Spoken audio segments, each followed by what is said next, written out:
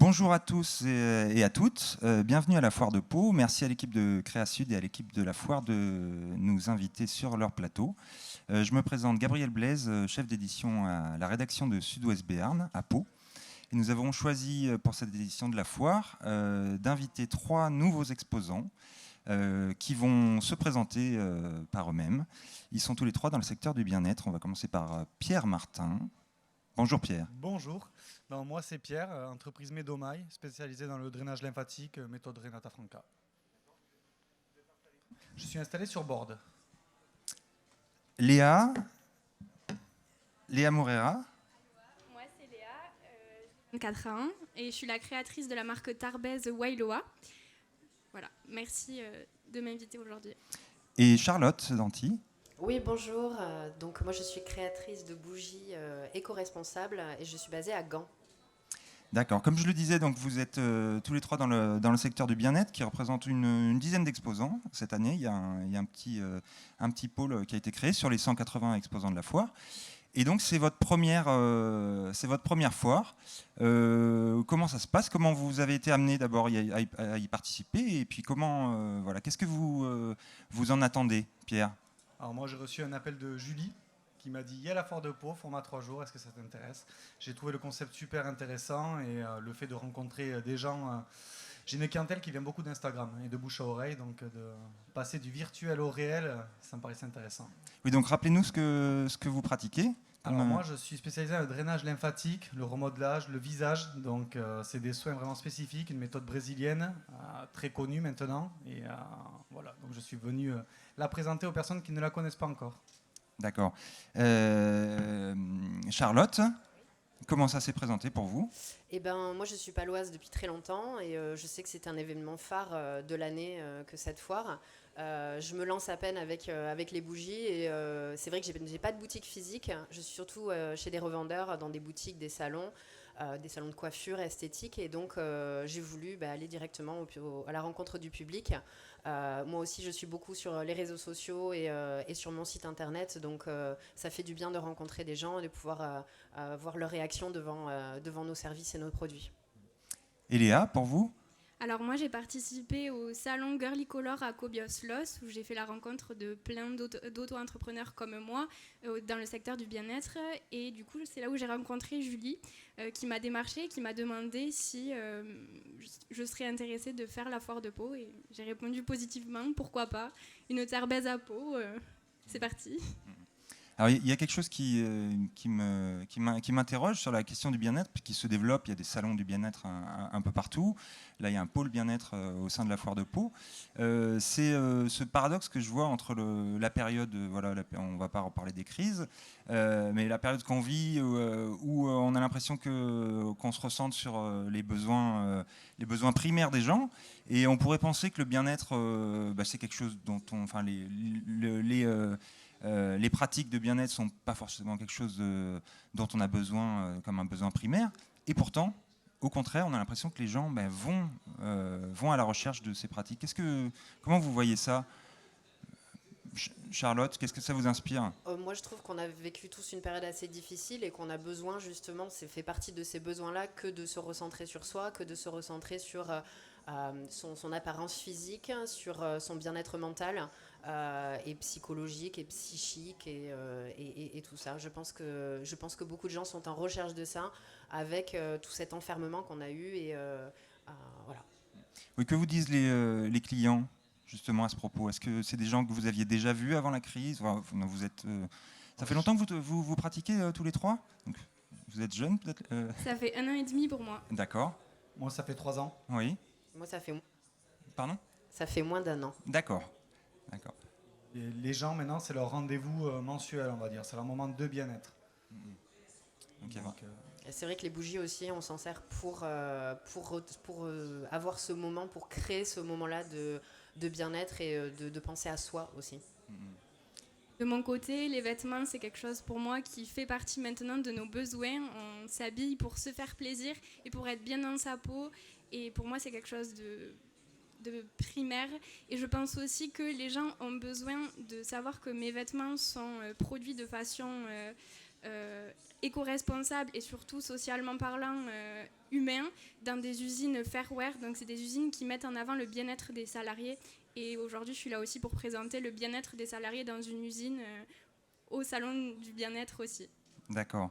Et oui, il y a la demande et il y a aussi vous qui proposez ces services ou ces biens, où on a l'impression qu'il y a beaucoup de gens. Nous, on a pas mal d'exemples. On a fait des portraits de personnes qui travaillaient dans des domaines tout autres et qui, là, se sont lancés.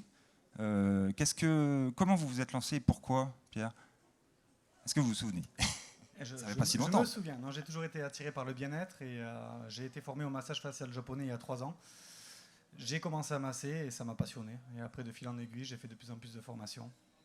Et me voilà aujourd'hui. D'accord. Et je forme également maintenant aussi certaines personnes au massage facial japonais. Et est-ce que vous formez des gens qui viennent de tout autre secteur? Oui. Il y en a très peu qui viennent du bien-être et beaucoup qui sont en reconversion professionnelle, qui se posent des questions, ils ne savent pas trop ce qu'ils vont faire et du coup, ils se dirigent vers le bien-être, beaucoup. Alors pour moi, j'étais déjà dans une filière plutôt éco-responsable. J'étais revendeuse de couches lavables sur Internet, donc vraiment quelque chose de complètement différent, qui était plus avec la puériculture, mais toujours l'écologie, moins de déchets, quelque chose qui est bon pour l'environnement.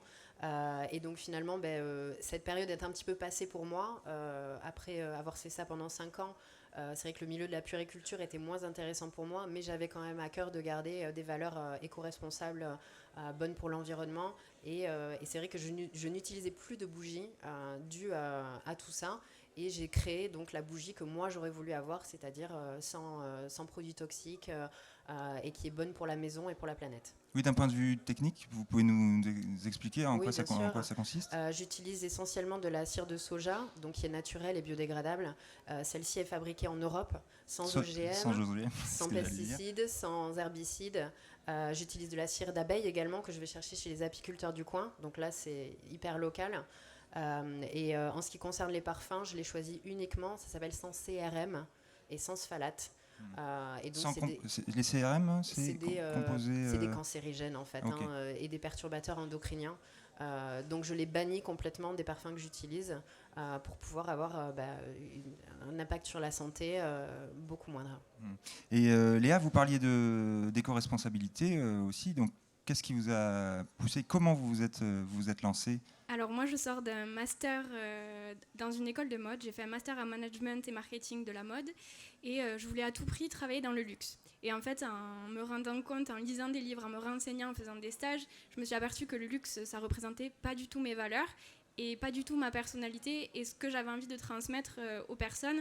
Et en fait, je me suis dirigée vers un mémoire qui m'a menée vers ma marque. Un mémoire, comment j'allais séduire les millennials, donc la génération 18-35 ans, qu'est-ce qu'ils aiment. Je me suis aperçue qu'ils aimaient le voyage, le bien-être, mettre leur santé et leur beauté en avant. Et je me suis dit comment je peux allier tout ça avec de la mode éthique. Et j'ai créé Wailoa. Wailoa, c'est inspiré de la mode californienne et de toutes les petites îles qu'il y a autour. Et c'est vraiment quelque chose qui touche au voyage.